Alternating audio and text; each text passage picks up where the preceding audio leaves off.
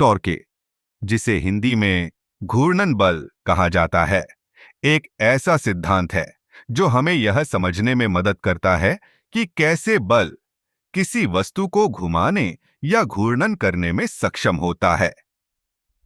इसे समझने के लिए हमें पहले यह जानना होगा कि यह बल और दूरी के बीच के संबंध पर निर्भर करता है।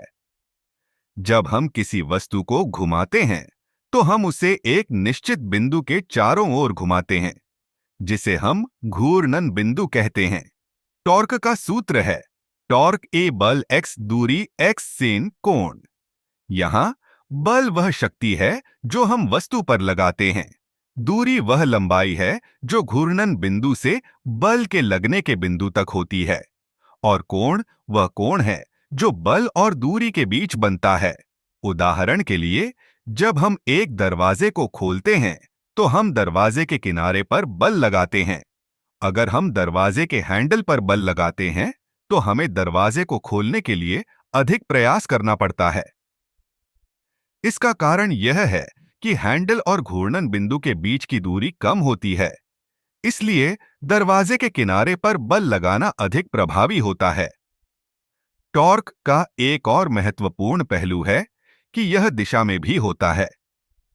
यदि हम क्लॉकवाइज दिशा में बल लगाते हैं, तो टॉर्क भी उसी दिशा में होगा, और यदि हम काउंटर क्लॉकवाइज दिशा में बल लगाते हैं, तो टॉर्क भी उसी दिशा में होगा।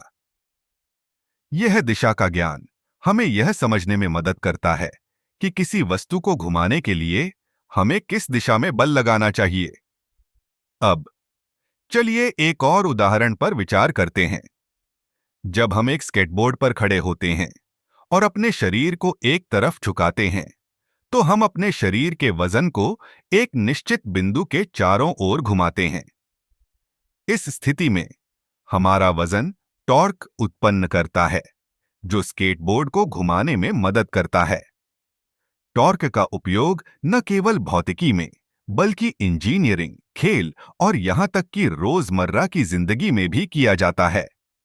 जब हम किसी चीज को उठाते हैं या घुमाते हैं, तो हम हमेशा टॉर्क के सिद्धांत का उपयोग कर रहे होते हैं।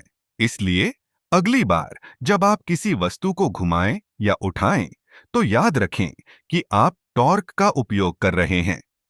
यह एक अद्भुत सिद्धांत है जो हमें हमारे चारों ओर की दुनिया को समझने में मदद करता है। टॉर्क न केवल एक भौतिकी का सिद्धांत है, बल्कि यह हमारे जीवन का एक अभिन्न हिस्सा है।